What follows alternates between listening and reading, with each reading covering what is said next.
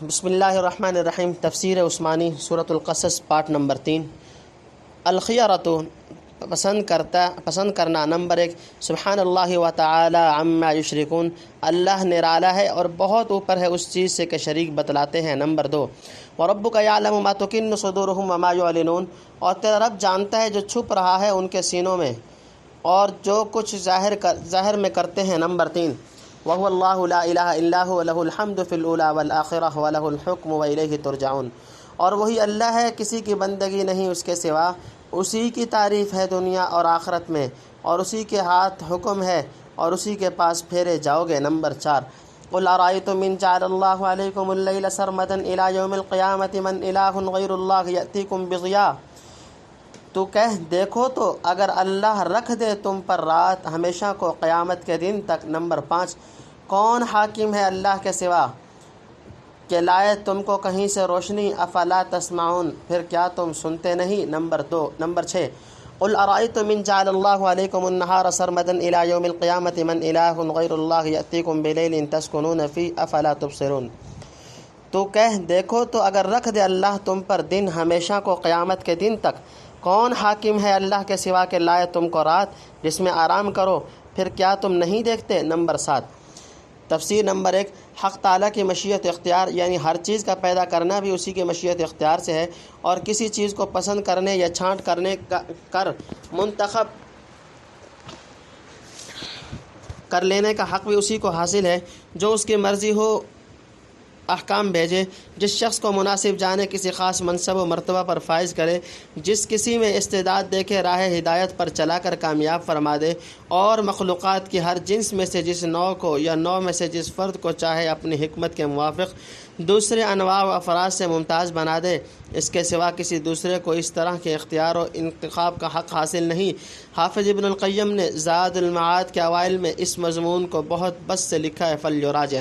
Number 2، یعنی تخلیق و تشریع اور اختیار مذکور میں حق تعالیٰ کا کوئی شریک نہیں، لوگوں نے اپنی تجویز و انتخاب سے جو شرکا ٹھہرا لیے ہیں سب باطل اور بے سند ہیں۔ نمبر 3، اللہ تعالیٰ کا علم محیط، یعنی دل میں جو فاسد عقیدے یا بری نیتیں رکھتے ہیں اور زبان، ہاتھ، پاؤں وغیرہ سے جو کام کرتے ہیں سب اللہ تعالیٰ کے علم میں ہیں، اور وہی ہر ایک شخص کی پوشیدہ استعداد و قابلیت سے آگاہ ہے، اس کے موافق معاملہ کرے گا۔ نمبر 4، یعنی جس طرح تخلیق و اختیار اور علم محیط میں وہ متفرد ہے، الوہیت میں بھی یگانہ ہے، بجز اس کے کہ کسی کی بندگی نہیں ہو سکتی، کیونکہ اسی کی ذات منبع الکمالات میں تمام خوبیاں جمع ہیں۔ دنیا اور آخرت میں جو تعریف بھی ہو، خواہ وہ کسی کے نام رکھ کر کی جائے، حقیقت میں اسی کی تعریف ہے، اسی کا حکم چلتا ہے، اسی کا فیصلہ ناطق ہے، اسی کو اقتدار کلی حاصل ہے، اور انجام کار سب کو اسی کی طرف لوٹ کر جانا ہے۔ آگے بتلاتے ہیں کہ رات دن میں جس قدر نعمتیں اور بھلائیاں تم کو پہنچتی ہیں اسی کے فضل و انعام سے ہیں، بلکہ خود رات اور دن کا عدل بدل کرنا بھی اس کا مستقل احسان ہے۔ نمبر 5، روشنی دینے والا کون؟ مثلا سورج کو طلوع نہ ہونے دے یا اس سے روشنی سلب کر لے تو اپنے کاروبار کے لیے ایسی روشنی کہاں سے لا سکتے ہو؟ نمبر 6، یہ بات ایسی روشن اور صاف ہے کہ سنتے ہی سمجھ میں آ جائے، تو کیا تم سنتے بھی نہیں؟ نمبر 7، رات اور اس کا آرام کس نے دیا؟ یعنی اگر آفتاب کو غروب نہ ہونے دے، ہمیشہ تمہارے سروں پر کھڑا رکھے، جو راحت و سکون اور دوسرے فوائد رات کے آنے سے حاصل ہوتے ہیں، ان کا سامان کون سی طاقت حاصل کر سکتی ہے؟ کیا ایسی روشن حقیقت بھی تم کو نظر نہیں آتی؟ تنبیہ، افلا تبصرون، ان جعل اللہ علیکم النہار سرمدا کی مناسب ہے، کیونکہ آنکھ سے دیکھنا عادتاً روشنی پر موقوف ہے جو دن میں پوری طرح ہوتی ہے، رات کی تاریکی میں چونکہ دیکھنے کی صورت نہیں ہوتی، ہاں سننا ممکن ہے، اس لیے ان جعل اللہ علیکم اللیل سرمدا الی یوم القیامۃ کے ساتھ افلا تسمعون فرمانا ہی موضوع تھا۔ واللہ تعالی عالم۔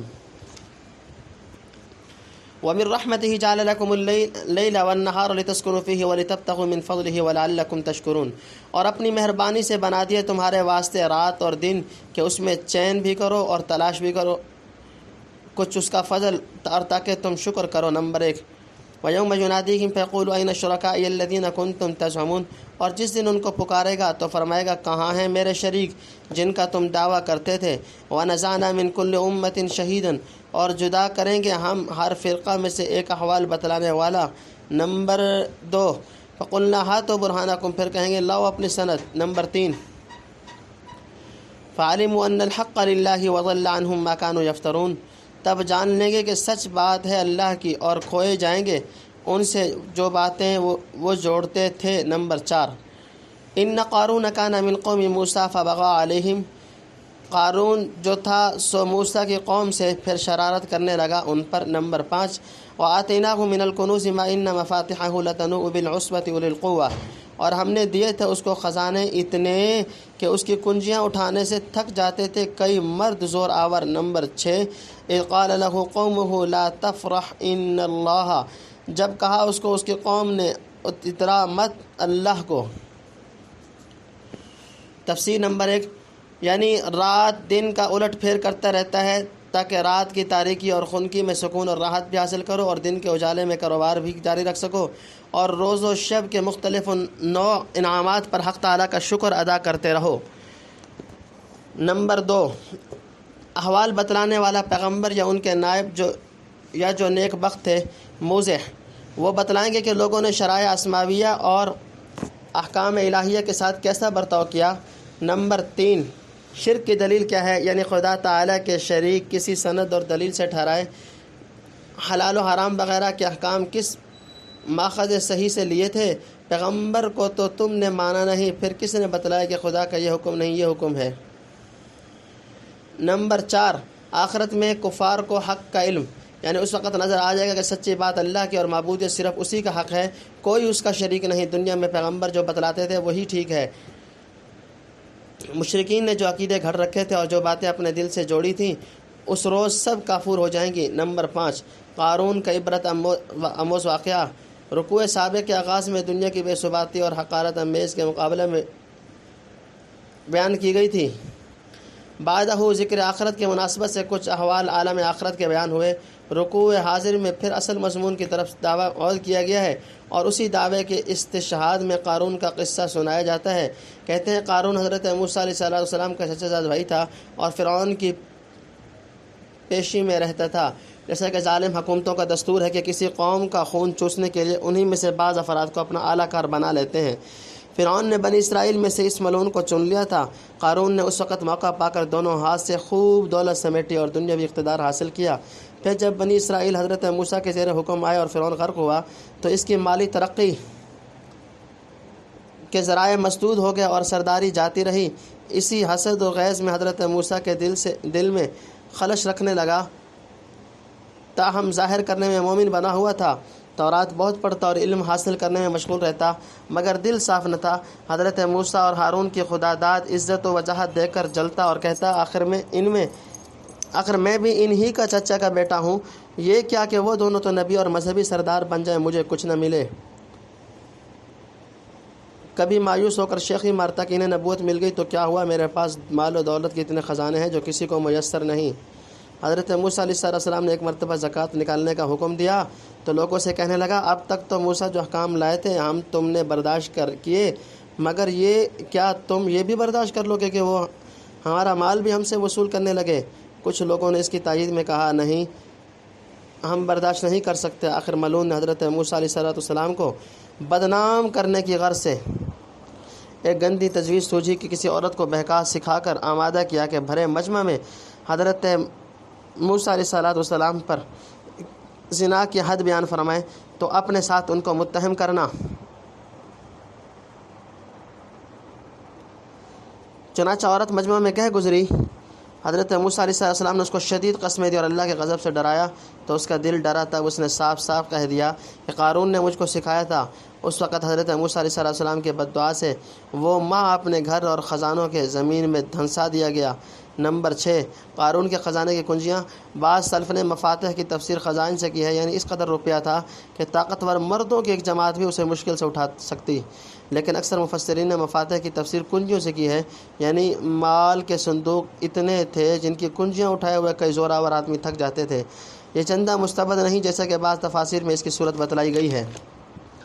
لا يحب الفرحین، نہیں بھاتے اترانے والے۔ نمبر 1، وابتغ فیما آتاک اللہ الدار الآخرۃ ولا تنس نصیبک من الدنیا واحسن کما احسن اللہ الیک ولا تبغ الفساد فی الارض ان اللہ لا يحب المفسدین، اور جو تجھ کو اللہ نے دیا ہے اس سے کما لے پچھلا گھر۔ نمبر 2 ولا تنس نصیبک من الدنیا، اور نہ بھول اپنا حصہ دنیا سے۔ واحسن کما احسن اللہ الیک، اور بھلائی کر جیسے اللہ نے بھلائی کی تجھ سے۔ نمبر 3 ولا تبغ الفساد فی الارض، اور مت چاہ خرابی ڈالنے ملک میں۔ ان اللہ لا يحب المفسدین، اللہ کو بھاتے نہیں خرابی ڈالنے والے۔ نمبر 4 قال انما اوتیتہ علی علم عندی، بولا یہ مال تو مجھ کو ملا ہے ایک ہنر سے جو میرے پاس ہے۔ نمبر 5 اولم یعلم ان اللہ قد اہلک من قبلہ من القرون من وشد من قوۃ واکثر جمعا، کیا اس نے یہ نہ جانا کہ اللہ غارت کر چکا اس سے پہلے کہ کتنی جماعتیں جو اس سے زیادہ رکھتی تھیں زور اور زیادہ رکھتی تھیں مال کی جمع۔ نمبر 6 ولا یسأل عن ذنوبہم المجرمون، اور پوچھے نہ جائیں گے گناہ گاروں سے ان کے گناہ۔ نمبر 7 فخرج علی قومی فی زینتی، پھر نکلا اپنے قوم کے سامنے اپنے ٹھاٹ سے۔ قال الذین یریدون الحیاۃ الدنیا، کہنے لگے جو لوگ طالب تھے دنیا کی زندگانی کے۔ تفسیر۔ نمبر 1 قارون کو نصیحت، یعنی اس فانی وزائل دولت پر کیا اتراتا ہے جس کے وقت اللہ کے ہاں پر پشا کے برابر بھی نہیں ہے۔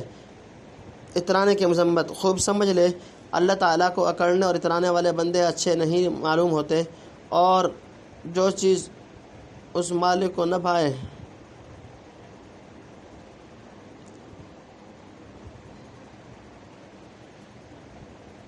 اس کا نتیجہ بجز تباہی ہلاکت کے کیا ہے۔ نمبر 2 مال کا صحیح مصرف، یعنی خدا کا دیا ہوا مال اس لیے ہے کہ انسان اسے آخرت کا توشہ بنائے، نہ یہ کہ غفلت کے نشے میں چور ہو کر غرور و تکبر کی چال چلنے لگے۔ نمبر 3 یعنی حصہ موافق کھا پہن اور زیادہ مال آنے سے آخرت کما اور مخلوق کے ساتھ سلوک کر۔ نمبر 4 یعنی حضرت موسیٰ علیہ السلام کی ضد نہ کر، خدا کی زمین پر سیدھی طرح رہ، خواہ مخلوق میں ملک میں اودم مچانا اور یہ خرابی ڈالنا اچھا نہیں۔ نمبر 5 یہ مال میرے ہنر کا نتیجہ ہے، یعنی میں ہنر آدمی تھا، کمانے کا سلیقہ رکھتا تھا، اپنی لیاقت و قابلیت میں کسی خاص علمی مہارت سے مجھے یہ دولت حاصل ہوئی۔ اللہ نے بھی میری لیاقت کو دیکھ کر اور قابل جان کو دیکھ کر یہ کچھ دیا ہے۔ کیا یوں ہی بیٹھے بٹھائے بے محنت مل گیا ہے کہ موسیٰ کے حکم اور تمہارے مشورے کے موافق خدا کے نام پر خرچ کر ڈالوں؟ نمبر 6 پچھلے اہل مال اور اہل قوت کا انجام، یعنی دولت کمانے کی لیاقت کس نے دی؟ افسوس ہے کہ منعم حقیقی کو بھول کر اس کی دی ہوئی دولت و لیاقت پر غرہ کرنے لگا۔ کیا اسی دولت کو اس نے اپنی نجات کا ضامن تصور کر رکھا ہے؟ اسے معلوم نہیں کتنی جماعتیں اپنی شرارت و سرکشی کی بدولت پہلے تباہ کی جا چکی، جن کے پاس بادشاہتیں تھیں، اور اس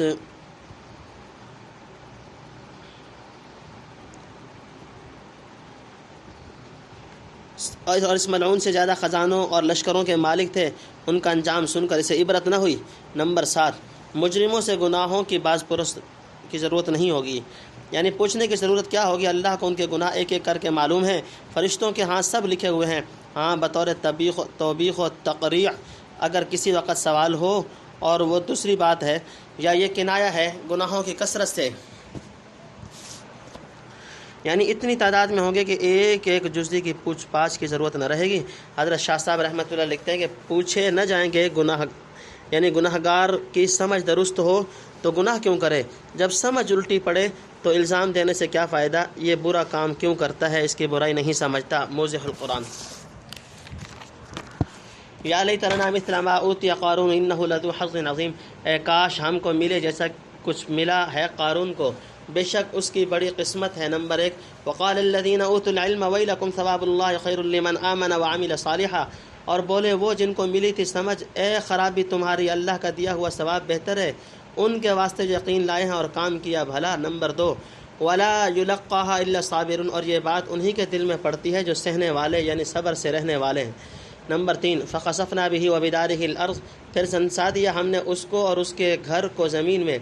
فما كان له من فئة ينصرونه من دون الله وما كان من المنتصرين، پھر نہ ہوئی اس کی کوئی جماعت جو مدد کرتی اس کی اللہ کے سوا، اور نہ وہ خود مدد لا سکا۔ نمبر 4 واصبح الذين تمنوا مكانه بالامس يقولون ويكان الله يبسط الرزق لمن يشاء من عباده ويقدر، اور فجر کو لگے کہنے جو کل شام آرزو کرتے تھے یعنی مانگتے تھے اس کا سا درجہ، ارے خرابی، یہ تو اللہ کھول دیتا ہے روزی جس کو چاہے اور اپنے بندوں میں اور تنگ کر دیتا ہے۔ نمبر 5 لولا امن اللہ علینا لخسف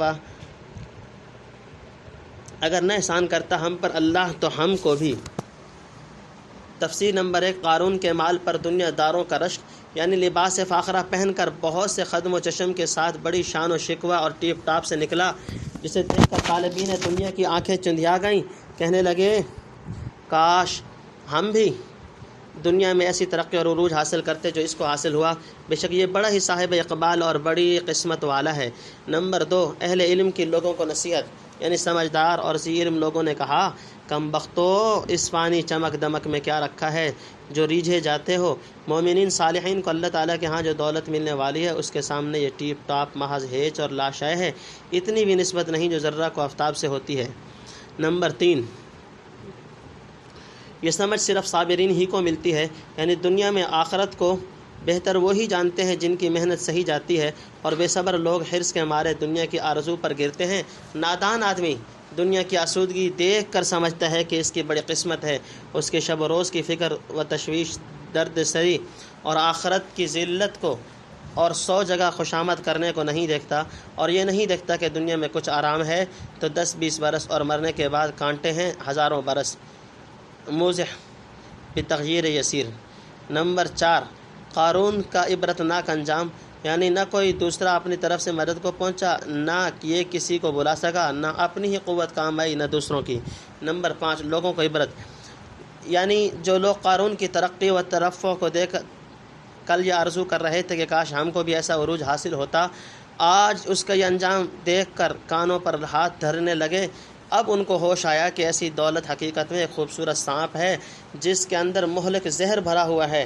کسی شخص کی دنیاوی ترقی و عروج کو دیکھ کر ہم کو ہرگز یہ فیصلہ نہیں کر لینا چاہیے کہ اللہ کے ہاں وہ کچھ عزت و وجاہت رکھتا ہے۔ یہ چیز کسی بندے کے مقبول و مردود ہونے کا معیار نہیں بن سکتی۔ اللہ تعالیٰ کی حکمت ہے، جس پر مناسب جانے روزی کے دروازے کھول دے، جس پر چاہے تنگ کر دے۔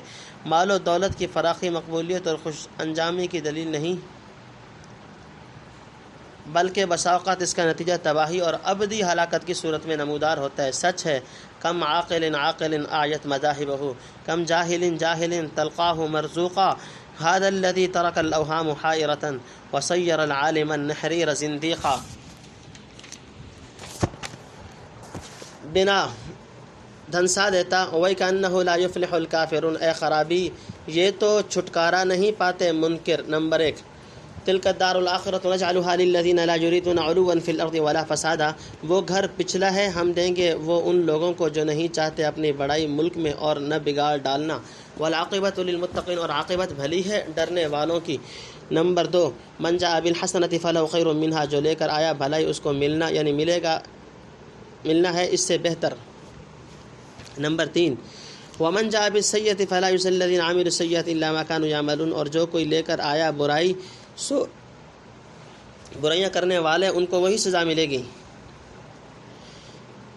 جو کچھ وہ کرتے تھے۔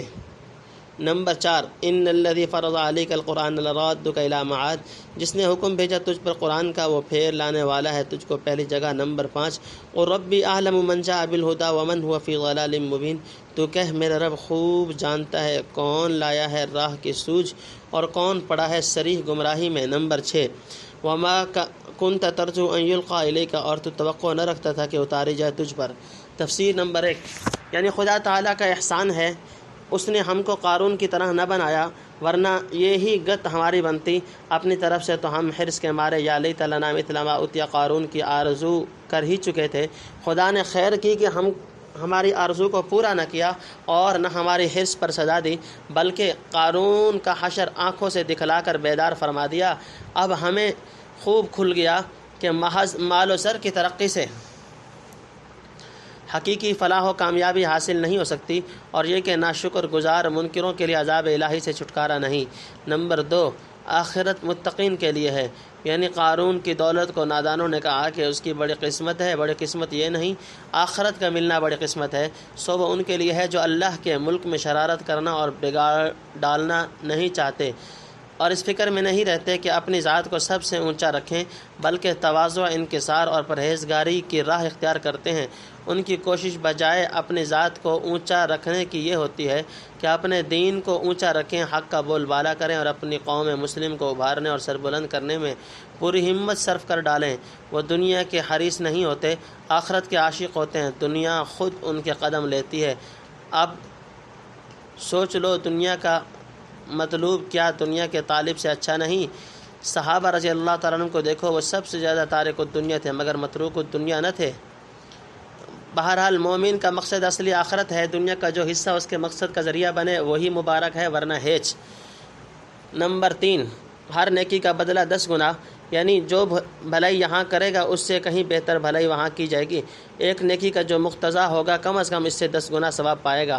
نمبر 4، برائی کا بدلہ۔ حضرت شاہ صاحب رحمۃ اللہ لکھتے ہیں کہ نیکی پر وعدہ دیا نیکی کا اور وہ یقیناً ملے گا، اور برائی پر برائی کا وعدہ نہیں فرمایا کہ ضرور مل کر رہے گا کیونکہ ممکن ہے معاف ہو جائے، ہاں یہ فرما دیا اپنے کیے سے زیادہ سزا نہیں ملتی۔ نمبر 5، ہجرت کے وقت حضرت صلی اللہ علیہ وسلم کو تسلی، پہلے فرمایا تھا والعاقبۃ للمتقین، کے انجام بھلا پرہیزگاروں کا ہے، یعنی آخرت میں، جیسا کہ اوپر معلوم ہوا۔ اب بتلاتے ہیں کہ دنیا میں بھی آخری فتح ان کی ہی ہوتی ہے۔ دیکھو آج کفار کے ظلم و ستم سے تنگ آ کر تم کو مکہ چھوڑنا پڑا، مگر جس خدا نے آپ کو پیغمبر بنایا اور قرآن جیسی کتاب عطا فرمائی، وہ یقیناً آپ کو نہایت کامیابی کے ساتھ اس جگہ واپس لائے گا۔ حضرت شاہ صاحب رحمۃ اللہ لکھتے ہیں کہ یہ آیت اتری ہجرت کے وقت، یہ تسلی فرما دی کہ پھر مکہ میں آؤ گے، سو خوب طرح آئے پورے غالب ہو کر۔ بعض مفسرین نے معاد سے مراد موت لی ہے، بعض نے آخرت، بعض نے جنت، بعض نے سرزمین شام، جہاں پہلے ایک مرتبہ آپ صلی اللہ علیہ وسلم شب معراج میں تشریف لے گئے تھے۔ حافظ عماد الدین ابن کثیر رحمۃ اللہ علیہ نے ان اقوال میں بہت عمیق و لطیف تطبیق دی، یعنی معاد سے مراد اس جگہ مکہ معظمہ ہے کما فی البخاری، مگر فتح مکہ علامت تھی قرب اجل کی، جیسا کہ ابن عباس اور عمر رضی اللہ تعالیٰ عنہ نے اذا جاء نصر اللہ والفتح کی تفسیر کرتے ہوئے فرمایا، آگے اجل کے بعد، حشر کے بعد آخرت، اور آخرت کی انتہائی منزل جنت ہے۔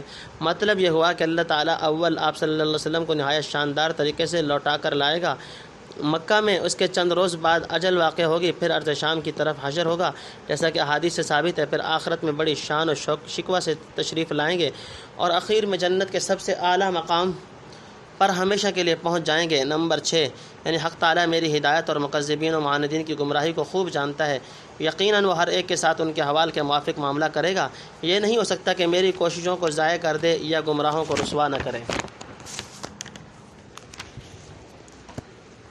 الکتاب الا رحمۃ من ربک، کتاب مگر مہربانی ہے تیرے رب کی۔ نمبر 1، فلا تکونن ظہیرا للکافرین، سو تو مت ہو مددگار کافروں کا۔ نمبر 2، ولا یصدنک عن آیات اللہ بعد اذ انزلت الیک وادع الی ربک ولا تکونن من المشرکین، اور نہ ہو کہ وہ تجھ کو روک دے اللہ کے حکموں سے بعد اس کے کہ اتر چکے تیری طرف، اور بلا اپنے رب کی طرف، اور مت ہو شریک والوں میں۔ نمبر 3، ولا تدع مع اللہ الہا آخر، اور مت پکار اللہ کے سوا دوسرا حاکم۔ نمبر 4، لا الہ الا ہو، کسی کی بندگی نہیں اس کے سوا، کل شیء ہالک الا وجہ، ہر چیز فنا ہے مگر اس کا منہ، یعنی اس کی ذات۔ نمبر 5، لہ الحکم والیہ ترجعون، اسی کا حکم ہے اور اسی کی طرف پھر جاؤ گے۔ تفسیر نمبر 6، تفسیر نمبر 1، حضرت صلی اللہ علیہ وسلم پر قرآن کا نزول اللہ کی رحمت ہے، یعنی آپ پہلے سے کچھ پیغمبری کے انتظار میں نہ تھے، محض رحمت و موہبت الہیہ ہے جو حق تعالیٰ نے پیغمبری اور وحی سے سرفراز فرمایا، وہی اپنی مہربانی اور رحمت سے دنیا و آخرت میں کامیاب فرمائے گا، لہذا اس کی امداد پر ہمیشہ بھروسہ رکھیے۔ نمبر 2، حضرت صلی اللہ علیہ وسلم کو نصیحت، حضرت شاہ صاحب رحمۃ اللہ علیہ لکھتے ہیں کہ یعنی اپنی قوم کو اپنا نہ سمجھ، جنہوں نے تجھ سے یہ بدی کی یا کہ وطن چھوڑنے پہ مجبور کیا، اب جو تیرا ساتھ دے وہی اپنا ہے۔ نمبر 3، یعنی دین کے کام میں اپنی قوم کی خاطر اور رعایت نہ کیجیے، اور نہ آپ کو ان میں گنیے کہ اپنے قرابت دار ہوں، ہاں ان کو اپنے رب کی طرف بلاتے رہیے اور خدا کے احکام پر جمے رہیے۔ نمبر 4، یہ آپ صلی اللہ علیہ وسلم کو خطاب کر کے دوسروں کو سنایا، اوپر کی آیتوں میں بعض مفسرین ایسا ہی لکھتے ہیں۔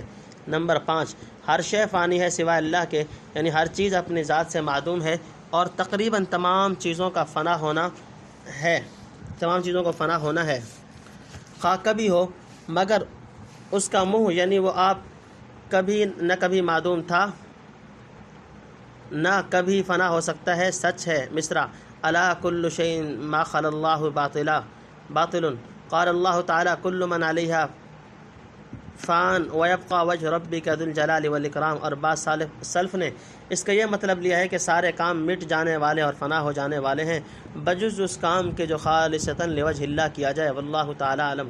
نمبر 6، سب کو اسی کی طرف لوٹنا ہے، یعنی سب کو اس کی عدالت میں حاضر ہونا ہے جہاں تنہا اسی کا حکم چلے گا، صورتاً و ظاہراً بھی کسی کا حکم و اقتدار باقی نہ رہے گا۔